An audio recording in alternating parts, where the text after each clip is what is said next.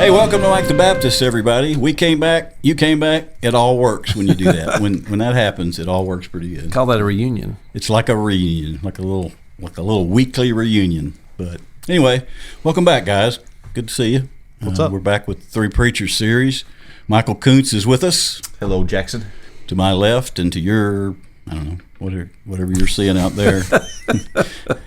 But anyway, you're on my left. Good to see you. You went to New Mexico and saw your son. Yeah, we sure did. How's he doing? Good? He's doing pretty good out there. Good deal. Still in the military? He is. Air Force. Salute. Yep. Good. How long's he been there? He's been there for a year now. I mean, how long has he been in the Air Force? Air Force, just about a year and a half. Oh, wow. Yeah, I had so a brother still retire out of, he was in the Navy, but long time. Year and a half. He's Yep. got a ways to go. He does. Anyway, tell him hey when you see him from the rest of us here, non-military folks. Will do. H.D. Jones is back.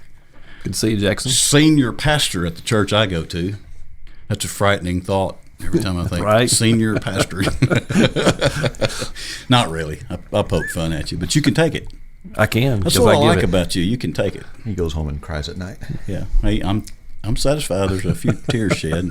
You have a new grandbaby. You I just do. went and saw it, didn't you? I do. Congratulations. Walker, he's doing good. Grandbabies are great. They are. They are really great. And Makes having kids worthwhile. yes. Yeah, it does. And it's fun to spoil the heck out of them and then send them home. And your kids can't do anything about that. Right. They'll gripe at you. You know, I noticed with the first one, ours griped at us. But the second one, they realized it wasn't going to do any good. We're still going to, as soon as they walk out the door, we're in the moon pies and the Mountain Dew. So. Absolutely. No So- apologies. And Jason Riccardi is back with us as well. All right, you mentioned this. My dad almost killed my daughter, spoiling her. He fed her something. You told us about Yeah. this French one fry. time. A French fry. French fry, yep. She had no teeth, and my dad's like, "Oh, I'll give her French fries." I'm like, "Dad shouldn't have teeth." "Oh, it's fine." And then like I had to do the baby Heimlich maneuver on her, Yes. and my dad was like, "You overreacted." I'm that like, be the "She was Heimlich? choking." The Heimlich? The baby Heimlich. So you turn them over, you put them face Heimlich. down, you smack them on the back, and then you fish anything out of their mouth. Yeah. And I had to do that to her because she was choking. Yes. And then my dad, he looked at me like, "Why were you overreacting?" Like, because she was actually 'Cause you she know, was headed to choking. death. But whatever. It's kind of fun. Anyway, glad you're back. Yeah, And it's I'm good to glad be back. Your kid. Was it one of your kids that he tried to kill? It was my oldest daughter. I'm glad she's fine too. I Yeah. guess she's fine. She's fine. Yeah, she's good. Okay. Does she eat French fries? She does. Okay. She loves French fries. And everything's fine. So he had a grandbaby. You went to New Mexico. Did you do anything interesting? No, not recently. No, Me I'm neither. going to Nepal. Nepal? Yeah, Is that overseas somewhere? it is. It's by India. Uh-huh. So I'm going to go over there and do some stuff. It's going to be pretty fun. Mission trip. Are you driving your Ford Ranger? Yeah, definitely. Right across the ocean. It's going to take a while. I don't know where that came from. I just thought I would ask. So you're going over there when? Soon. To Like- Nepal. Yeah. well, Interesting. yeah. And why are you going? Did you tell me? And I just wasn't paying We're going to go over attention? there and help train some pastors. It was pretty cool. Right. Neat. Is that with a group or?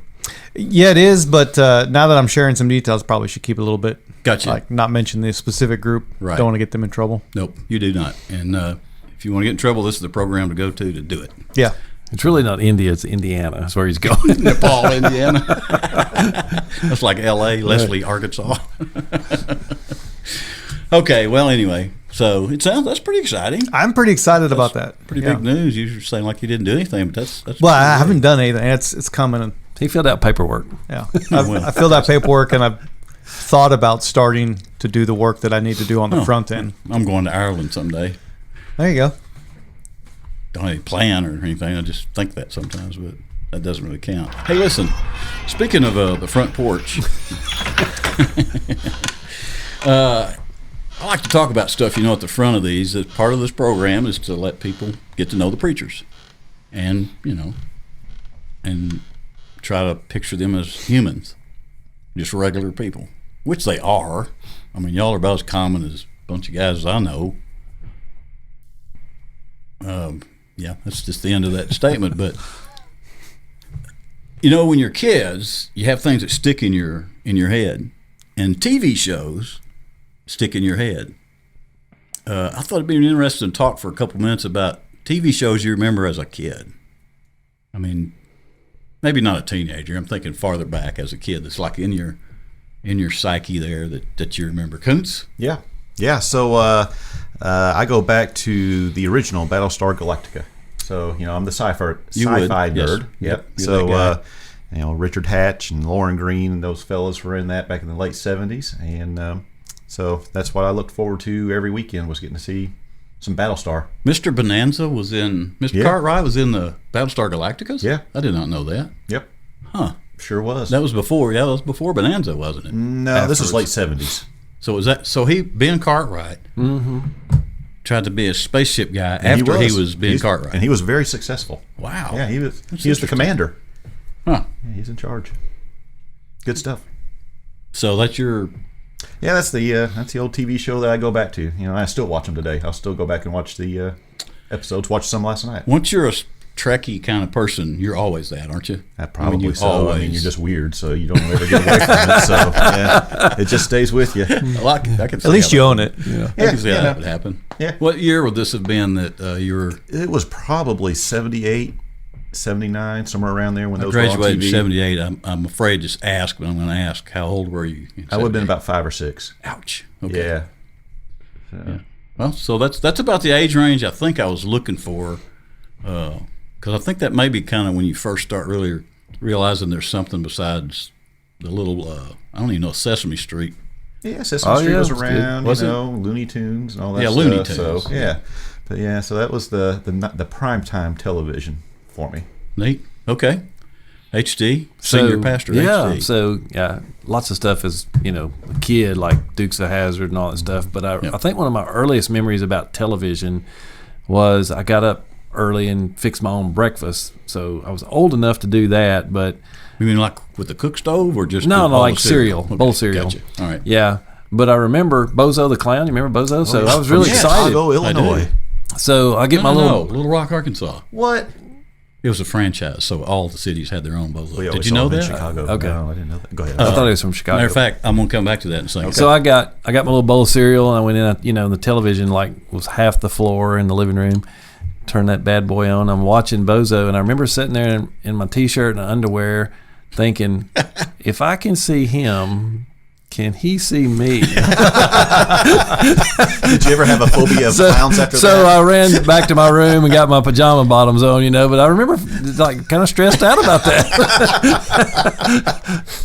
Bozo the creepy clown. sounds like 4, 5, 6 somewhere. in Yeah, there, too. yeah. Isn't it weird how the shows that when you're right about that age are what's popping up here? Very interesting. Oh, Well. So Yeah. Bozo was it. Yeah, that was, But no, wait a minute. Would that have been a Nashville Bozo? So that was the No. Nashville franchise. yeah, I guess so, because I had some friends that went to the Bozo show. That's Well, right. Listen, Oh, wow. Coming back to Koontz here, I didn't realize until later years that was a franchise. I didn't because either. I thought That's it was news just, to me. Yeah. I thought it was because in Little Rock, Arkansas, we had a bozo that talked like this, and he talked to all the kids, and he would say, "Now, did you walk to school or carry your lunch?" And he was so nice. And That's a then I different bozo. was in near Chicago one time, Yeah. and Bozo came on in Chicago. The Chicago franchise Bozo was like, "Get your tail in here, kids!" And he was just like this madman. I'm going like, "Wait, What that's happened? not Bozo." Yeah. What about Romper Room? So did y'all have Romper Room in your area? Yep. I remember it. I was though. on Romper Room. You were on? What? I was on there, yes. We have a bona fide star in the room. What can I say? I've never heard of Romper Room. What? Sorry. This okay. is already. It's an episode full of shocking things. What is Romper Room? Yeah. It was a kids show. Kind of like a Sesame Street. Yeah. Was, Yeah, you got on there, did activities and stuff, Magic Mirror and all that stuff. It's like Sesame Street without a big budget. Yeah. Okay. It was PBS, wasn't it? It was PBS. Yeah. Electric Company. Yep. all Does Sesame Street have a big budget? I mean, they're public broadcast, right? Yeah, but Sesame Street is they air on public broadcast, and then they probably get some funding, but they're a big company just on their own. Cool. So okay, so now that you're talking anyway, I mean, there's not anything that's just amazing, but there's a whole spate of shows that you used to watch as a kid. wait a minute, spate, Yeah, a whole lot, just a whole bunch of them. is that a real word? That is a word. Yeah. Spate. SPATE. We need to shrinkle it down to one. though. Yes. That's right. Shrink it Okay. to one episode. I mean, one program. So, I mean, I guess Growing Pains was always one of those ones that I Oh was. yeah. That was the one. Kirk Cameron's character in there was pretty funny. Was that where Leonardo DiCaprio got He his start? kind of really did get his start there. Yeah. I actually used to have all of their names memorized, and you're like, oh, I felt so special knowing everybody's name. But Was Growing Pains at the same time as Facts of Life? Were both those programs? it was a right little around- Facts of Life later. was a little before. Yeah, Facts Yeah. was early 80s, maybe. Maybe 80. Growing Pains. Yeah, so the lead guy, Alan Thicke, actually had a son, Robin Thicke, who had one song that people liked. I don't remember what the name of the song was, but it was one song. It was actually really inappropriate, but yeah. Alan Thicke is a comedian or something, isn't he? Or was he just an actor? I think he's just an actor. I could be wrong on that, though. No. You're right. I know the name, but I can't place what he did. Like it matters what he did for a living. I don't really know why I'm asking you that. But so that's it.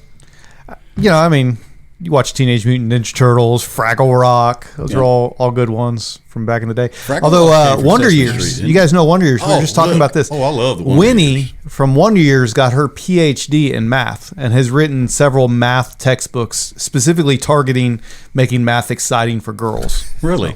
So do y'all ever remember hearing of a show called HR Puffin Stuff? Yes. You do? HR Okay. Puffin Stuff. Absolutely. I've heard the phrase, but It is really odd. It was an odd show. There's a modern movie where there are these monsters that are nice. Monsters Inc. No, that's not. That's really good stuff too. But this is a kind of a fantasy movie. It came out not too many years ago. I can't think of the name of it. Anyway, it reminded me of HR Puffin Stuff. HR Puffin Stuff were these wild-looking big puppet. They were puppets, but there were humans inside of them moving around, and like trees would come alive and move around. And you remember that? I do remember that. Because I was talking with some folks a little younger than me recently about HR Puff Stuff, and they didn't know what it was. And then here you are, the same guy that walked in the studio the other day and said, "That's Slim Whitman on Right? the record player." I know. Sure is.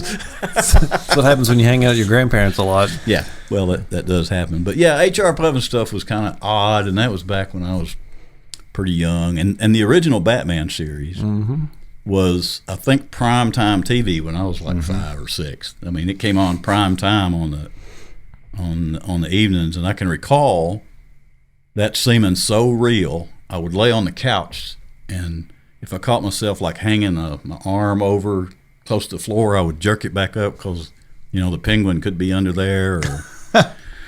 And they always had the crooked scene, and it just looked so dastardly and evil. But anyway, that's kind of what comes to my mind. And the bozo thing. That's just really weird It once is you weird. realize there are different kinds of bozos everywhere. Yeah, again, my mind is being blown during this episode. Yeah, it's a short, quick front porch visit, but it was a mind-blowing one. there are all kinds of bozos that we deal with. Well, that's all another story. And I'll give you the airtime if you want to name names. Rhymes with. Maybe not. Hey, that was good. That was kind of interesting. I always like to hear about what you guys were like in other days. I also used to watch Beavis and Butthead. I mean, it's before. Yeah. Mike the Baptist does not endorse. Neither do I, except for Frog Baseball. Maybe that was pretty funny. See, I never watched it. Well, my kids were growing up when that came out, and we just, no, It was really. It's not something you should just like dive into. probably not. Probably And not. on the opposite end of the spectrum, He-Man. I had great memories of He-Man growing up, and I tried to watch it again because it came out on Netflix. It's terrible, Yeah. just terrible. Well, things you saw. It's kind of like when you're a young married couple and you start eating out, and these great restaurants you go to, and then 20 years later you're going like, that was just slop. Yep. But at the time you don't really. We used to think McDonald's was good. I mean, what are you gonna do? Okay, folks, there you have it. A whirlwind front porch visit. We're going to take a break, come back, and talk about some stuff we found in the Bible.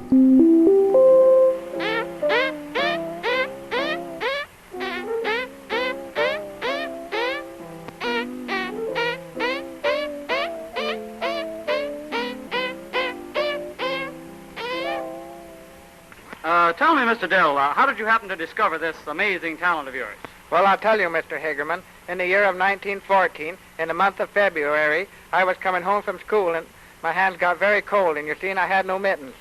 And I began, of course, pressing them together to get them warm, and that wouldn't do. Well, pretty soon I began squeezing them, and I was surprised to think that I could make a few different sounds. Well, then I began playing every day, and pretty soon I could play Yankee Doodle clear through. And that was the only tune I could play for 3 whole years. And the next tune I could play was Marching Through Georgia, then The Trail of the Lonesome Pine. Then for about, everybody wondered then how I could do it and would bother me so much that for about 6 years I put it away until I met an old showman that come up to Traverse once, and he said, "Can you do your old novelty anymore, Cecil?" And I said, "I don't know, but I'll try." And I tried, of course, and it come right natural to me after letting it go for 6 years. He said, "Well, if I was you," he said, "I would practice it up and see what I could do sometime in the stage when I was in Chicago." Hey, I was going to tell you folks in the first segment, but I didn't. I forgot. I got all excited about TV shows and all that kind of stuff, and I'm still freaked out about all the bozo stuff. When I get to thinking about it, it's just disturbing in a way that your bozo that you're so fond of when you were a kid is not the only bozo. Mm-hmm. I think bozo should come back, by the way. I think it was a good program. Hey, folks, send us an email. We have an email address, comments@mikethebaptist.com. Now, we're having trouble getting you to send us an email. I know email is a scary new technology, and it's kind of frightening thinking about sitting down and typing something up and then just sending it out into cyberspace, and you don't know what's going to go. It's not quite retro cool again. It's not what? It's not quite retro cool. Retro cool. Like flip phones are cool again, but Yes. we still got a little ways to go before emails are cool. Well, you know again. what? Texting messed email up because email was the thing until texting came along. So anyway, send us an email. I'd like for you to send us an email with questions for the people that we have on here because I'll run out of things to ask them. You know, there's only so much you can fish out of some folks, and then so I need some help with some interesting things, which could get very interesting if you'll do that. Or if you have dirt on us and Dirt, you want us to bring that up in the show, that'll work too. That'll work. That'll work fine. That'll work fine too. So, send us an email. Mike, you and I are mostly clear because we're not I from was here. going to say, thanks. It's really Mike and Thanks. HD. Thanks. Yeah. Well, most folks around here already know the dirt on HD and I. So, Hey, maybe offer like a swag package or something for the best comment that comes in or best question that comes in. swag package. Give them a T-shirt or a pin, a Mike the Baptist pin or something. You know, for I the think best we'll comment give that comes something in. away. That Yeah. gets people in, doesn't it? Yeah, it should. Okay, I we'll mean, give I'd write something something in for a away. pin. We'll give something away for the best question Yeah, that's good. that you can send in for Mike the Baptist. You should do program something for or the first guests. emailer. The first emailer? You should do Well, something it's for the hard to first tell when email. you What get was the email address again? Oh, I see. Snuck up on me, but send us an email. We'll give you something if you have the best. We want to. We'll figure it out. We don't really have rules here. If but we deem it worthy, we'll send you something. If not, Yeah, if not, sorry heck about with your luck. it's kind of like our food reviews. Yeah. You know, if we get any more food reviews Yeah. and it's not good, we're just going to say it's not good Yeah. and move on. So we have to. We're Christian people. We We're have to tell honest. the truth. Speaking of Christian people, we're going to talk about some stuff we found in the Bible, and we're going to turn it over to the preachers to lead that. So good times. All the good times are gone now because we're going to talk about a guy named Jeremiah who was known as the Weeping prophet. Who wouldn't want to be Jeremiah? It sounds like a lot of fun. You get to tell people what God is going to do to them because they refuse to listen, and nobody wants to listen to you. And then he makes you do crazy stuff like lay on your side for several years and then just tell Israel that they're ridiculous and evil. And you know, I'm sure that's you get a lot of friends when you do that kind of stuff. And that's probably why they called him the weeping prophet. But, you know, the crazy thing is God used him to prophesy that punishment was coming to Israel. And in Jeremiah chapter 31, there's this verse in there where it really talks about some of the weeping that Jeremiah had to do. And so that kind of leads me to the question of do we really understand that our sins cause weeping? And if we do understand that our tears cause weeping, not just in those around us, but in us, and it causes anguish to God as well, would we actually do that sin? I don't know. What are your guys' thoughts on that? Ask it again. So if we sin, and nobody sinned because they thought it was not fun. People sin because they think it is fun. They think it's going to make their life better. They think it's going to be all this stuff. But if we truly realized that our sin would cause weeping in those around us, weeping in ourselves, and would cause anguish to the one, our Creator, our God, the one that loves us most completely and wholly, would we still do it? Yeah, I don't think we would. I mean, that's the problem. We don't take it as seriously as God does. We don't think about the idle words. We don't think about the improper thoughts or things that we do like we should. If we truly looked at those things like God did, we would probably do everything in our power to live as good of a life as we could by, according to God's word. And I just don't think we do. Yeah, it's one of those things where I think we're just so ignorant how bad sin is. But if you had something, we always have these front porch talks. If you had a situation in your childhood that you rode your bicycle down a hill, hit a tree, and broke your leg and missed swimming all that summer, you'd probably go, man, if I could go back, I wouldn't do that again. But the reason you broke your leg is you didn't realize the danger that you were in while you were doing it. And I think that's what sin does to us. It blinds us to the danger that we're in. The part that nobody wants to get is caught. It's not that we don't want to do the sin. We just don't want to get caught. And then when you get caught, then you start thinking through the seriousness of the sin. But in the moment, I think we just are that self-absorbed that we think we can get away with it. We think we know better. And we don't really think about it hurting God. I know a couple times, if you've ever done something and your parents just walked away, you're like, oh man, that's terrible. Why'd I do that? So right after I think my freshman year in college, there was a bunch of my guy friends. We're out at the pool, and I don't know, they're cutting up something. Unbeknownst to me, my dad had walked up to say hello to everybody. Well, I used one of these new words that I'd found at school. And it just got really quiet. It was just one of those awkward moments. It just got really quiet, and everybody looked up. My dad just turned around and walked off, and it's like, oh my goodness, So, yeah, you just don't realize, I think, how bad it really is. Didn't we talk in this circle recently about you're talking about sin if we knew what it did to other people? But didn't we talk in this circle about if we knew, and I think that's what you were just saying, if we realized that God were right there all the time, how we would do things different? Yeah, if God was sitting at this table with us, how would we conduct ourselves? It would be a lot different. And He is here, but we just don't acknowledge that enough. So this is sobering stuff when you really start. Yeah. Well, and you know what HD said about we're worried about getting caught, and we really do not worry about what God already knows and sees. And it's like, how many high-profile guys have gotten in trouble because they got caught in the last couple of years in ministry, and guys that we've looked up to, we've read their books, and used their stuff to develop our own sermons, but we're no different. Well, here's what gets me is that the guys you're talking about and the four guys at this table, I don't know what you guys do when you're away from this table, but I know you're men and you're humans. And what gets me is that a man or a woman can do things they know is against what God would want you to do while they're doing it. Yeah. Oh, absolutely.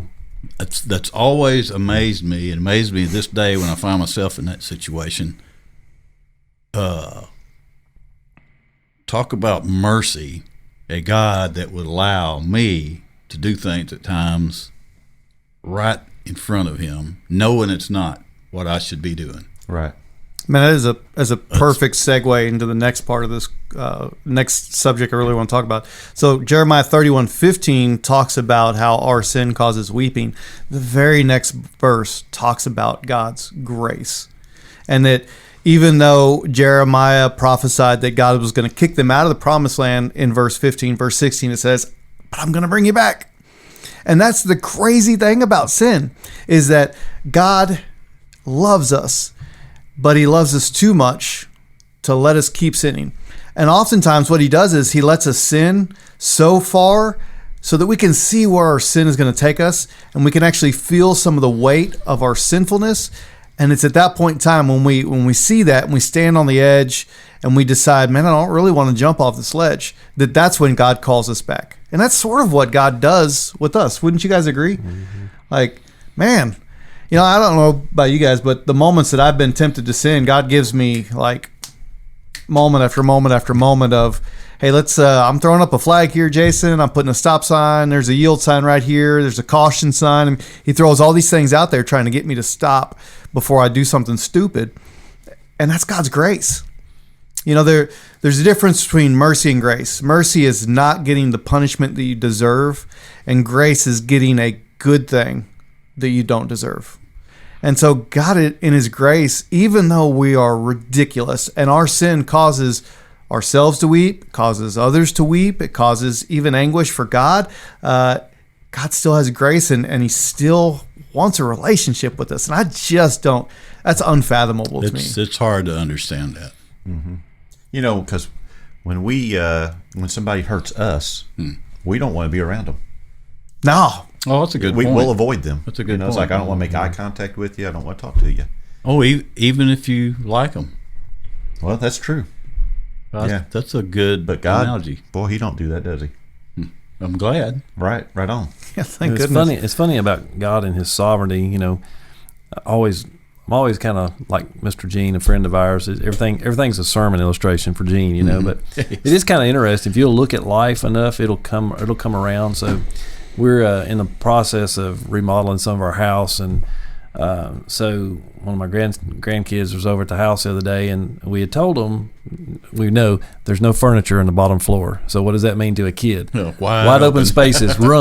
Run, flip, tumble. And we were like, hey, tackle football. Don't go in there and get crazy. Next thing you hear them, and all of a sudden I heard pop. And I knew something broke, but I'm like, there's nothing down here. I mean, there literally is not a stick of furniture on the bottom floor. So you thought it was one of the kids that got broken? I kind of had an idea, and I turned the corner, and of course, the grandkid that wasn't responsible was, they're pointing at them, but it was my granddaughter, and she had grabbed a baluster as she was turning the corner to get leverage to go faster around the corner, and it broke. Fix the newel post. And she was distraught. She was like, I'm not going to get anything for Christmas. I mean, but in the back of my mind, and this is kind of God's grace, in the back of my mind and God's mercy, I already knew I was fixing to cut all them out and replace them. And I already knew that. So I already had to fix for her problem, even though she didn't know that. How cool. And she's in the corner of my room in a fetal position. Papa, you hate me. Papa, you're mad. You're not going to let me get something for Christmas. I mean, I did fuss at her because she had been disobedient. And I picked her up and I said, girl, you've got no idea how lucky you are. And she said, what? I said, you've got no idea, because we always talk about this exchange. If she'll give me $1, I'll give her $100. Mm-hmm. And she had already in her mind processed, I'm not going to get my $100. And because I've cost you something. And I started laughing. I was like, you have no idea how lucky you are. And she says, what do you mean? I said, I'm fixing to replace all them. I said, now, you did wrong, and this house has stood for 30 years. Your mama didn't break them. Your uncles didn't break them. And they were crazy. But you get, but it's kind of neat. Made it past Micah? I know, right? That's amazing. And, but it, it's another picture, when we break something, God's trust, he break people. God's like, you're so lucky because I've already fixed this for you and you don't even know that. That's cool. Wow. I'm silent because this is all very real to me. A lot. Right. I mean, a lot. And it's funny that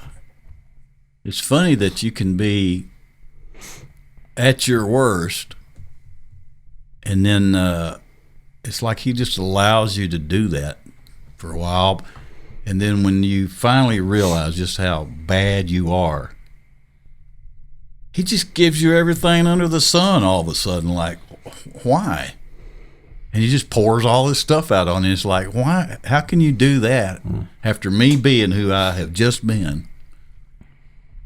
But that's who he is. So would you agree with this statement? When you're at your worst, he's at his best. I think I would agree with that. That's in the Bible somewhere, isn't it? Cool. I don't know. That's an That might be. That might be a good one right there. There's something like that in there somewhere. I had one other question about this area before we move on. Let's say I'm not a Christian. Let's say I haven't been, quote, saved yet. I'm listening to us talk right here. If I'm that guy, does sin that I do cause other people to weep, or is that just for Christian people? Oh yeah, it definitely causes other people to weep. Okay, so that's not just for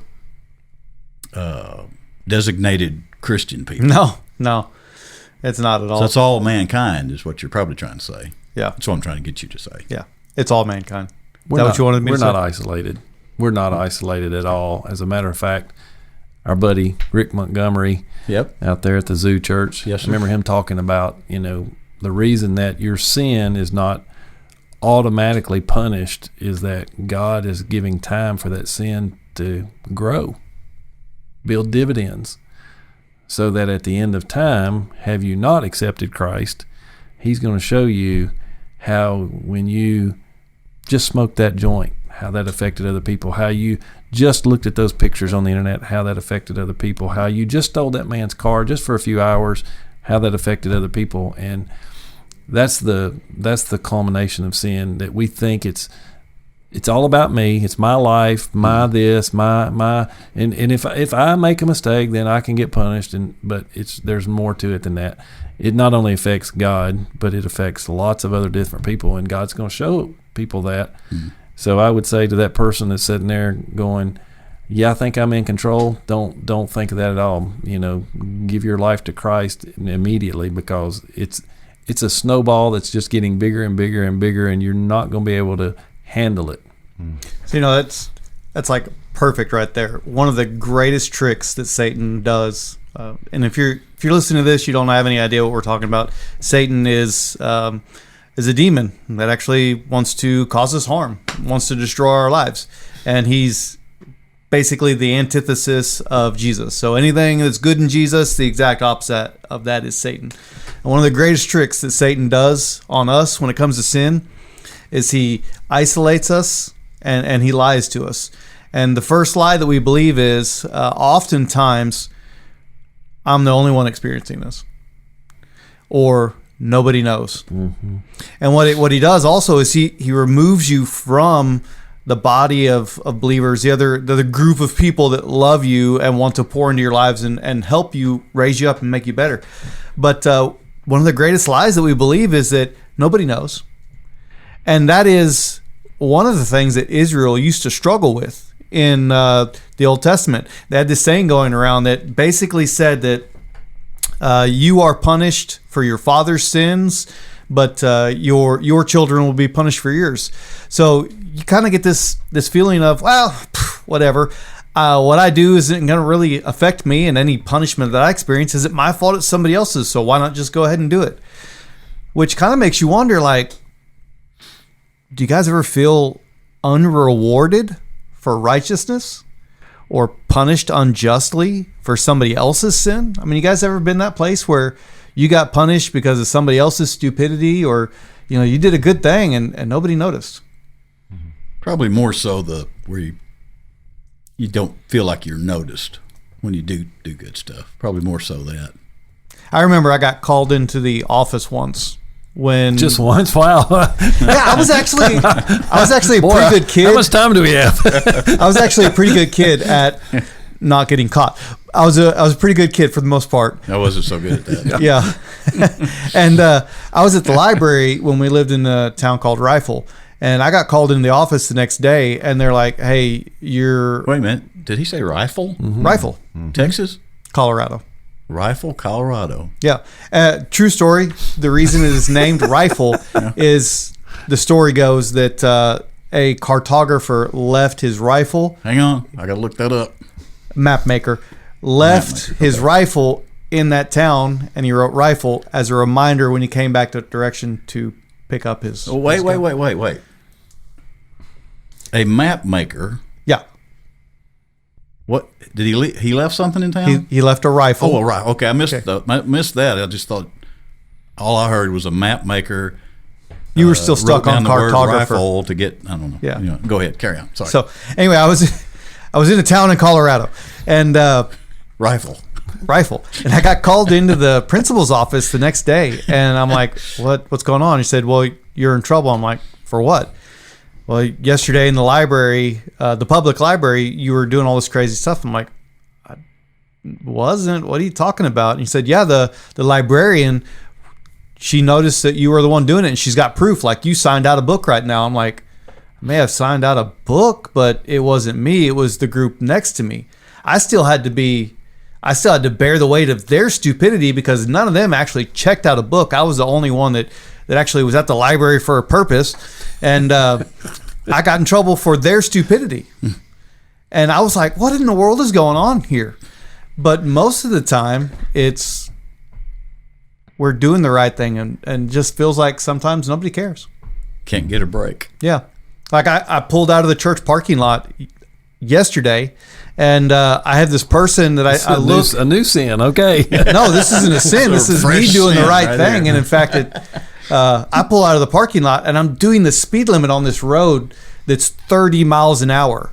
And I'm doing 30 miles an hour, and I see this car behind me, and she's doing just without giving me the finger, she's giving me the finger. And I'm like, I looked down just to make sure I wasn't not going the speed limit, and I was going the speed limit. And so, man, what that leads us to do is our interactions with other people cause us to project onto God how he interacts with us. And the problem is we think our sin goes unnoticed. And so we think we're getting away with sin. But in the flip side, we think that our righteousness, God doesn't really reward us for our righteousness. We can get a little self-righteous and we think, well, I've done all this. I've done this. I've done this. I've done this. I've done this. And why is all this bad stuff happening to me? God, don't you care about my life? We have a tendency to get that way with God. We feel unrewarded for righteousness because that's how we interact with other people. But then also we can feel like we don't get punished for our sin because nobody else seems to notice our sin sometimes. And we think our sin's hidden from God. Isn't that kind of the story of the prodigal son? The elder brother is upset because, hey, Dad, don't you realize how bad this younger brother was? And, oh, by the way, you've forgotten how good I was. And, golly, I think we all fall into that where, somehow we evaluate God's not fair to us, not fair with us. And I think what we miss sometimes is that God is more than fair. He abundantly shows his love, even though we go through difficult things. And there are difficult things, I would say to our listening audience too, is that just because you're a Christian doesn't mean everything goes right. No. One of the guys that is up for being a deacon in our church, part of his testimony was his mom and dad were hit by a drunk driver and they both died. And he said, I've had a hard time forgiving that person. I mean, and that didn't seem fair. It doesn't seem right. Tough. Doesn't seem right, but it's kind of like when you understand really who God is and you give him all that stuff, then he's not fair. He's more than fair. I mean, why do we deserve an opportunity to go to heaven? Why do we deserve an opportunity to be forgiven? Why were we given another day when a lot of people didn't get another day today? And he's more than fair. Let's bring it all the way back to Genesis 1.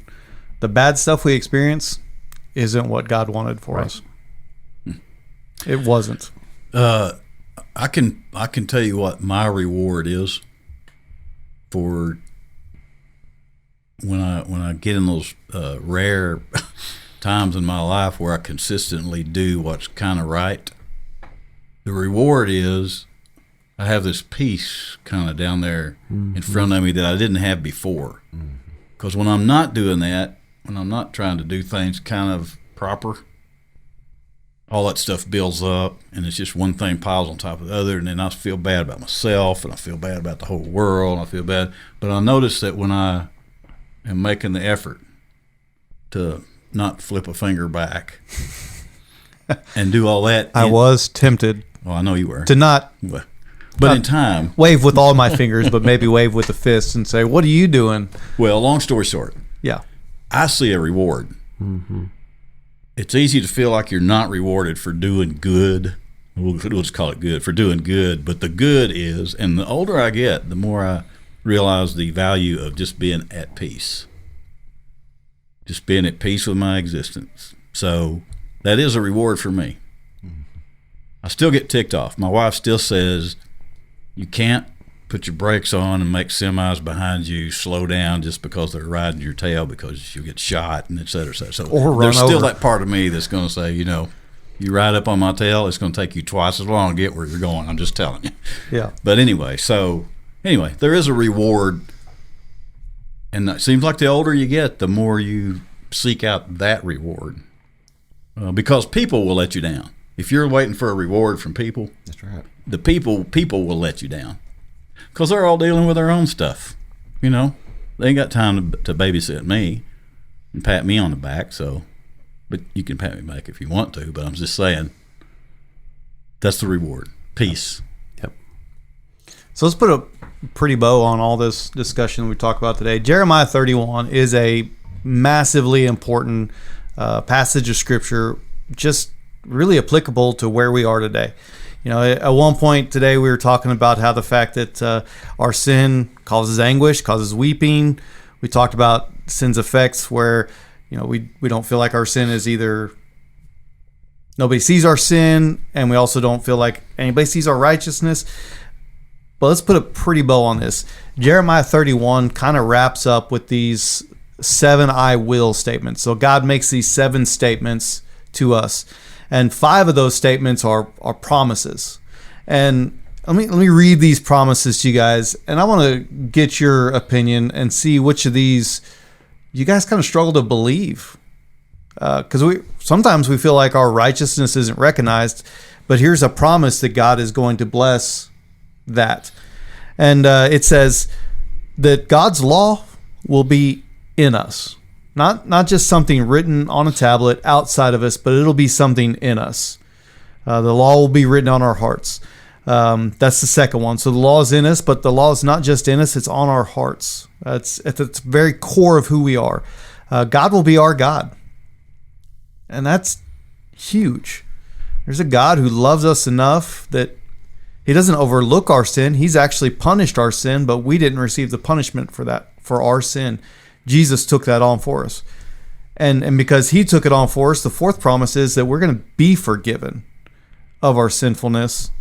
And that not only are we going to be forgiven, but the fifth promise that he makes in Jeremiah 31 is that our sin will actually not be remembered anymore. So which of those 5 do you think that you guys struggle with the most? That the law is in us, that it's on our hearts, that God is our God, that we're forgiven, or that our sins will be remembered no more? I'd say that our sins will be remembered no more. Mm-hmm. That's just hard for me to. I believe it. God said it. I believe it. But it's hard for me to understand it, and because I keep bringing things up that happened to me 20 years ago. People did me wrong, and I'll have to forgive them all over again. But it keeps coming back to mind. But that God won't do that to us, man. That's pretty crazy in my brain. Yeah, I think that's the one from especially a theological standpoint when you talk about God's all-knowing. So now all of a sudden you're talking about amnesia. It's like God chooses not to remember that, not going to bring it up. And the hard part about that is I think we don't forgive ourselves. I mean, we as Christians, we believe this, right? We believe that God has forgiven us of our sins. And yet you keep writing them down and thinking about them and bringing them back up. And he says, I'm not going to do that to you. And that's hard for us to do in our personal relationships, especially if somebody's hurt us. If somebody, there's those stories in our families. Remember Aunt so-and-so, she, as soon as so-and-so, Grandpa died, she stole the farm from everybody, and you still bring it up, even though there may not be any retribution or any, opportunity to fix it, or even you don't want to harm that person, but you still remember it. And that's hard to, really wrap our minds around, that God is not going to let that cloud his judgment of us. Let that, because we're, even in the church, let's just be honest, even in the church, if I knew somebody came to our church and part of their testimony was, I embezzled funds from my company and that's the reason I got fired and then God got my attention, I am not putting that person on the finance committee. Yeah. And I can justify it by saying I'm helping hold them accountable, but part of it is I can't forget that. Yeah. And so for God to forget my sin is a big deal. Yeah. You reckon he doesn't want us to bring it back up with him? I think that's probably right. If we ask him to forgive us of something, you think we ought to just leave it and not bring it back up to him until we do it again?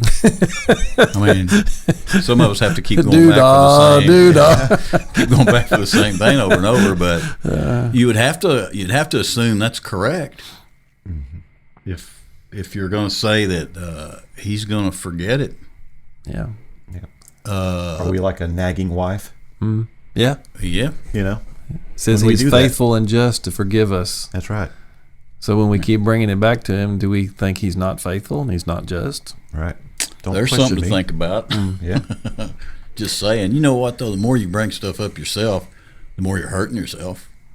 Because you can't move on if you can't. Yeah. You're robbing that peace. Yeah, you can't. I mean, if you can't do that yourself. And how many people, I used this statement one time about Israel. Israel couldn't get past its past. And how many of us in the church can't get past our past? I can't serve, I can't do this because you don't know what I've done. And we forget that God has cleansed us from all unrighteousness, if we just ask. The experience that I've had with my dad having Alzheimer's really kind of sheds a little bit of light on this particular thing for me. We were at a what is that pastor's name? Glenn. We were at a conference at a church in the area, and this pastor used an analogy where I think he actually had a family member that had Alzheimer's and went to see his mom at the hospital, and the mom, she was at the end of her Alzheimer's journey, and they sat down, looked at the mom face to face, and the mom was like, "Who are you?" And he said that was something that caught his attention. He used that analogy in relation to when we never knew Christ, period. But for me, that kind of brings home this, remember our sin no more. There were times where my dad had Alzheimer's, and Alzheimer's, he might wake up one day and not know who anybody was. There'd be days he might not wake at all.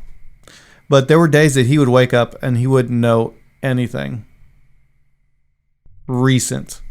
He'd know other stuff vividly, but there were just days he didn't know anything. And that was because he had a brain ravaged by Alzheimer's. I mean, an Alzheimer's brain actually begins to look like Swiss cheese. It's just eating part of the brain and it goes away. But the crazy thing about God is he doesn't have a brain ravaged by Alzheimer's, and he still doesn't know. Like, there were days that I could look at my dad, and so I kind of get the emotional side of that, and I see what it is that I'll remember no more. I get the emotional side of that, and looking at somebody who should know and just doesn't. So I get that part of it, but the fact that God is not ravaged by Alzheimer's and still just doesn't remember anymore, just chooses not to remember. That's just insane to me. That's a big thought. What's all this got to do with Jeremiah being a weeping prophet? All Isn't that circles where back we to started? sin. He's weeping because Sinfulness. He felt bad. They won't listen to the message. Yeah, God's message is always hope and redemption and restoration, and that's the hard part, isn't it? For us as Christians who've tasted and seen that God is good, and when we try to share that with our family or friends or those listening to the program, and they look at it and say, "I don't want any of that," that's where you weep, because you're like, "This is so much better." You just wish. Yeah. I have a word for those folks. If you're caught up right now in that circle of we'll call it sin, or just doing wrong. You know things are wrong, and you can't get out of it. I have a word for you if you're listening to us. You can't get out of it by yourself. But if you give yourself over to God, as crazy as it sounds, as space track as it sounds, you have a way to get out of that. Yeah. Period. Yeah. But you'll never do it. And I'm talking from experience. You'll never do it by yourself. If you don't get, quote, saved, if you don't give yourself over to somebody much bigger than you, who likes you already, regardless of what you're doing, he likes you. If you just give yourself over to that, you'll find a way out of all that. You will. You might have some different pains, I but love this analogy, but a 2-year-old who messes his diaper, he's old enough to know there's a problem. He's old enough to know how to take the diaper off, but there's never been a 2-year-old that cleaned his rear end the way it needs to be cleaned. And the only way to get clean is go to that one that loves you, that parent, that grandparent that can help you get clean. And that's kind of what it is in our sin. You can, there are people, you don't have to come to Christ to get over your alcoholism. You don't have to come to Christ to get past drugs. You don't have to come to Christ to get past your past mistakes in your marriage. But you've got to come to Christ to get clean. You can do some self-help. I heard this the other day, man. I love it. The Bible is not a self-help book. It's a self-killing book. You've got to die to yourself. And you can't get clean till you died to yourself. You can clean up, but you'll never be clean. So you just today's invitation is brought to you by Pampers. we have a sponsor now. Right. I'm looking at you while you're telling that. I'm thinking only H.D. Jones can come up with that right there and pull it off. That's good, though, isn't it? That's good. Right really good. It's actually dead on. So you're mentioning one of the reasons that we don't step into that relationship with God is because we mistake God's common grace with God's salvific and specific grace. Yep. Say again. We mistake God's common grace, the grace that everybody experiences. Oh, gotcha. God causes the sun to rise on the righteous and the unrighteous. God loves all of his people. And he has blessed everybody in some sort of way. Even if you have a rough life, God pours grace out on you. You just don't recognize it because life can be hard at times. But one of the reasons that we don't choose God is because we mistake God's common grace for God's salvation grace, salvific grace. And we get a taste of his common grace and think that's enough. When really, if we ever got a taste of what it means to be saved. Yeah. It's worth giving it a shot. I'll just say that. As I've told several people, he couldn't mess it up no more than you have. Why don't you give him a shot at it, you know? And if you're listening to this and you are saved and you're worrying like, I can't witness to people, I'm going to mess it up. You can't mess it up anymore. They're already dead. You can't make them any more dead than they are. So that when you share the gospel, the worst thing you can do is leave them already dead like they were. But you might have the possibility of being used by God to do something amazing. You can't screw it up because they're already dead, but you might be there when God brings them to life. Just drop a diaper story and move on. You can't mess it up. That's it. Good stuff. Is that what you say? Is that what Jason says? Good times. Good times. Good times. Good times. 100%. 100%. Bet. Right. What would they say on Battlestar Galactica? Did they have like phrases on Battlestar Galactica? Yeah, but bad ones. Was that when the little red light went back and forth? Yeah, that's the Cylons. Yeah. All right. Okay. I'm starting to catch up. Yep. Land of the Lost. Ooh, yeah, Do y'all remember that? Yeah. Sleestacks? Yeah. Oh, Now man. that was interesting. Also one of those that you go back and watch it again, you're like, Yeah, Terrible. it's Not so terribly good made, anymore. but it's really interesting when you go back. at the time, it was, Sleestacks. yeah. I mean, they'll get in your head. Yeah. And if you watch the original version, or not the original, but the newer version, it's not Not any good. better. Well, it can't be good if you can't have that scene where they're in the cave and the huge dinosaur head's trying to stick his mouth in there to eat them, and they're just kind of sitting there just looking. I mean, okay, moving on. We'll be back with Any Rowdy. Hey everybody, it's time to play America's almost favoriteest new game show, Any or Outie, where we challenge our guests to figure out if a phrase we give them is actually in the Bible or out of the Bible. Sharpen your wits, guest. You're about to be in the hot seat of Bible stuff, because you're the next contestant on Any or Outie. Here's Mike. Any and Outie is so exciting. It's just the most exciting game show on, well, it's not on television, but It's the most exciting form of game TV. we have played here it's at the Mike most the exciting Baptist. game, Mike the Baptist has ever done. And today, two preachers, since this is mostly preachers here, that doesn't make any sense. But anyway, Kuntz and HD are going to present us with the challenges today. Who's up first? Go ahead, Kunzi. Kuntz is All up right. first. Lay it on us, Kuntz. All right. So since you called me Kunzi, Oh, Sorry, yeah, sorry about that's that. okay. That's his wife. That's his wife's nickname. My love is approaching. Here he comes. Back off a little bit. You just looked right over here. You looked right over here. Up in a Well, little- a while ago, you were saying something about God, and you were pointing to me. I'm like, Okay, I feel I got pretty you. good. I got you. Okay. My love is approaching. Here he comes. Walking down the street. We get the funniest looks From everyone we meet. Hey, we're not ready for the hint Hey, yet. we're the preachers. Oh, yeah, there we go. You're welcome. Okay, so wasn't you're here. asking us, is that exact phrase in the Bible? Yes, Any any or or outie. outie. My love is approaching. What I like about you, Kuntz, is you take Here things it comes. literally. That really sounds like a Song of Solomon quote. My love is approaching. Here he comes. Here he comes. Would that be like a New Living Translation version of Here that? he comes. Because that, I'm pretty sure you're right on there with the Song of Here he Solomon. comes. That's the redneck version. Is that the message? The Cotton Patch Gospel? I mean, Yeah. which one of those translations is it? Pretty sure it's not that, maybe necessarily that exact phrasing, unless you're looking at like the message or something, but that is, I'm pretty sure, in Song of Solomon. My love is approaching. Here he comes. Love is There's some approaching. anticipation in that. Here he comes. Yeah. It's like you're waiting. Yep. Lady. Do you guys ever remember those Heinz 57 commercials where they hold the bottle upside down and then the Anticipation. water just, where the ketchup's just not coming out?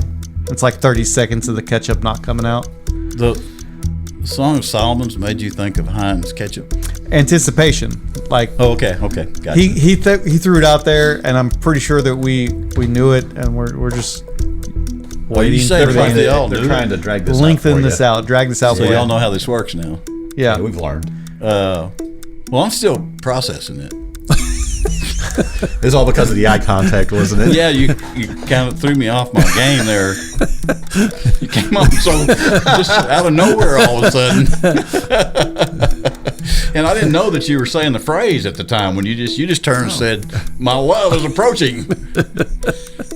I'll try to do a better lead in next time for you. I was thinking to my wife, I'm like, this is what my wife thinks. Yeah. So Flocks of Gilead. it's a curveball every time. Every pitch is a curveball. Right? Something in me believes it's in there. But y'all are saying outie. No, we're saying they're any. We're saying saying any. any. Yeah, they were Oh. they were hardcore. Which now, if innies. Jackson's agreeing with us, that should Yeah, so maybe you need to Change my rethink. vote. you need to reconsider. No, I think it sounds I'm pretty sure that's in there. phraseology. I think it's so odd. And he said it with such force and animation and bravado. Can't think of any other colorful words there, but Those are good. Thanks. I'm going to go with you two and say it's an any. I think we're all saying it's an any. Is that what we're saying? Yeah, It's an any. I'm any. Yeah, it's an innie. Yes! It is What a way Song to of Solomon, start. chapter HD. 2, We got verse one. 6, and it's not the Message version. It's the Holman Christian Standard. Oh, you mean Yeah. hardcore Southern Baptist? Listen, it says, "Listen, my love is approaching." I did leave one word out. It says, "Look," or did I say Wait, that? hey. Look, here he comes. Hadn't had a buzzer all night. There you go. So yeah, Nice. y'all did good. Very Is cool. that on? Anybody? I didn't hear I it. didn't hear anything. Oh, Okay. There we go. So what I miss? It's an any. It was It's an innie. Okay. Yeah, you're good, man. Well, I missed the scripture before and after that. Yeah, it's Song of Solomon. Okay. Listen, my love is approaching. Look, here he comes. And it's The Song regular- of Solomon's in the Bible is like watching Laugh-In when I was a kid when Goldie Hawn came out in a bikini. It's just uncomfortable. you gotta be careful when you start using this one on the air. You do, and You you know, you just gotta yeah, pick and you and need to choose. forewarn people that aren't used to that Bible that Hey, the Bible is very graphic. it's real. It's not PG. It's not. It's real. Okay, moving right along. HD, you're up. Challenge us, All would right. you? So, the event, help me think through the event that when the Nazis went in and persecuted the Jews, what did they call that? Holocaust. Holocaust. Is that word in the Bible? Holocaust? The Holocaust. Oh, you were right. You did have a good one. Is that word? You have See, it brought sounds dead biblical. silence It on sounds everybody. biblical because it's dealing with the Jews, so it'd make you think Right? that it's connected to the Jews somehow. My gut reaction is no, but my I'm- gut is But I'm sometimes wondering, it's just indigestion. why would he bring that word up? You know, that one word, everything to ask if it's in the Bible or not, the word Holocaust. I'm like, did he come across it in the Bible? Why would he bring that up? Well, that's an interesting thought, Coates. I have no idea where it would be at. I mean, in one of the Ain't no prophets, telling. Yeah, minor Old prophets Testament. talk a lot about what's coming, but I can't remember them using the specific phrase Holocaust unless Holocaust is a transliteration of a Hebrew word and it's translated different in English. That's the only thing I can think of is that maybe it's a Hebrew word that is transliterated. I don't even know what that means, but okay. I was going to We gotta say, go ain't back you to been in school. that Hebrew Bible again? I'm just gonna guess in because I think he's trying to trick us on this one. I- I think he's come across that and he's like, I don't don't know. think it is. I'm going Audi, unless it's a transliteration of a Hebrew word that gets translated as something else. Great. I don't have anywhere to hide now. I'm Audi. yeah, flip a coin over here, buddy. I got one of each. You're an Audi. You're an any. I think Man, I'm gonna go thematically in. Might it's as in well. there, but I can't think of I don't it think actually it's in being there. used. My gut says it's not. That specific word, but like Jason's saying, Trans-Iberian Nation or whatever he said. Which is some good music, by the way. Trans- It was, that was Yeah. a good album or two. Siberian. Trans- Yeah. Orchestra, That's it. That's the one I'm looking for. Thank you. Orchestra. No, don't even. fly to the. No, what Anyway, is it? Anyhow, Some good Christmas music. So if we go by the election results, the majority would say this is out. I think it's out. I think it's an Audi. We got two Audis and an any. I'll stick with Eddie. I have to read this to you. Oh. I feel like Alright. my streak What is are you- over. I think. What are you the way he reading said that. from? It's a book called 1001 Things You Didn't Know Were in the Bible. Oh, he's went and bought a book. We're gonna have to Long step it up. before the word referred to the Nazis' extermination of the Jews, it meant a burnt offering, a ritual sacrifice in which the whole animal is burned on the altar. Leviticus 1. Wow. In the So it's other, not translated as Holocaust. in the other offerings, the only portions of the animal were consumed. So the Greek word holocaustos means burnt whole. So it's transliterated. It's not in the Bible. He gives We're himself both right. He gives himself a parachute We're every both time. right We're both right. because Yeah, that's great, the Jason. word is not in there. Okay, It's a hang on. transliteration. It's another day of firsts at Mike the Baptist because we're both right. I don't think this has happened before. I know, this is... You're welcome. Yeah, thank you, Pastor. Yes. Thank you, HD, for making us all winners today. That's right. Oh, so we're all winners. Yeah. So We're all we get winners. applause right here. Or wieners. Trophy on this Yes, episode. all right. Winners, wieners. Participation trophies across the board for everybody. It's like Upward. We all- Everybody's a winner. The parents keep score. That's not true. Okay, one more time. So before that word in the Greek, that word meant something else before. The whole burnt offering, the whole animal was burned up as opposed to just a portion of the animal. Which would bring the meaning to Holocaust, is they were trying to eliminate yes, the whole thing. Wow. Yep. Oh, that was good. That was really good. It's HD instructive. is up in his game on us here. He is up in his game. I have to get some books out. He said it's from a book of 1001. Yeah, we're all going to be going out and buying Yeah, that now. yeah. And Yeah, I mean, because Mine's going to be lowbrow in the next one Yeah. we go. mine may be lowbrow, maybe not. We'll see. It's it's all in the company you keep. Just no Meisterbrow. Hey, that was fun. We'll be back. Oh, wow. What a great contestant and a fine sport today on Innie or Outie, America's almost favorite new game show. Study up, future guest people. You're next in the hot seat for Innie or Outie. Do you listen to or watch Mike the Baptist? Do you wear clothes? If so, we've got some great news. T-shirts and hoodies are now available at MikeTheBaptist.com. Just visit MikeTheBaptist.com, click on the merchandise link, and you'll find high-quality tees, hoodies, and even onesies for the babies in a variety of colors, all with the Mike the Baptist logo and familiar sayings from the program. Mike the Baptist is a true labor of love. No one has to pay to listen or watch the program, but Mike and the crew have to eat. So a portion of each sale of a t-shirt or hoodie goes to Mike's local Kroger, Walmart, or electric utility. It's kind of simple like that. In order to keep the program free, we have to generate a bit of income to pay the bills. When you make a purchase, you're not only doing the world a favor by wearing clothes, you're helping keep the messages of Mike the Baptist on the air.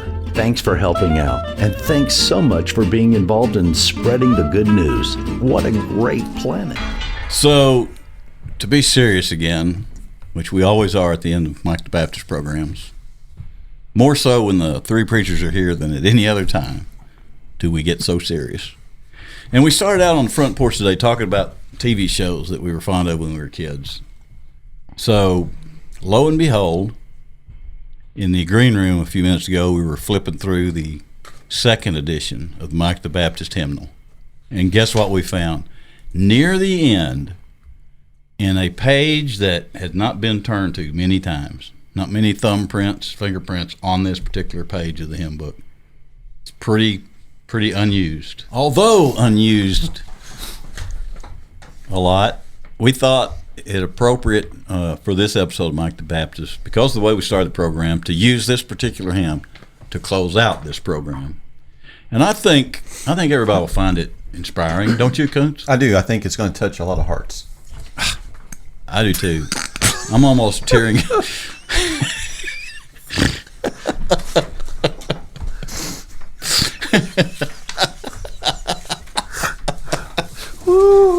This is terrible.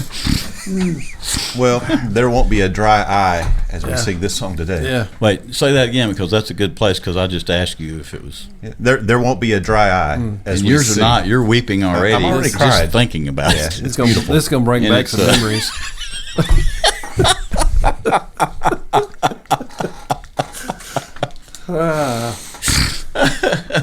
It's a beautiful Beautiful day in the neighborhood, a beautiful day for a neighbor. Would you be mine? Could you be mine? It's a neighborly day in this beauty wood, a neighborly day for beauty. Would you be mine? Could you be mine? I always wanted to have a neighbor just like you. I've always wanted to live in a neighborhood with you. So let's make the most of this beautiful day. Since we're We're together, might as well say, would you be mine? Could you be mine? Won't you be my neighbor? Won't you Won't you please? please? I don't know how this goes. I don't know. Won't you please? Please, won't you be my neighbor? And then they took up an offering and stuff and went home to watch football. Thanks for joining us today on Mike the Baptist. We hope you learned something on this educational program. Thanks, guys. See you next time. We're just Christians. Try not to say anything inappropriate. Exactly. Yeah. All right. What the heck is Beautywood? I don't know. I didn't know that was in there. He did. I know. And I was like, it's a neighborly day in this Beautywood.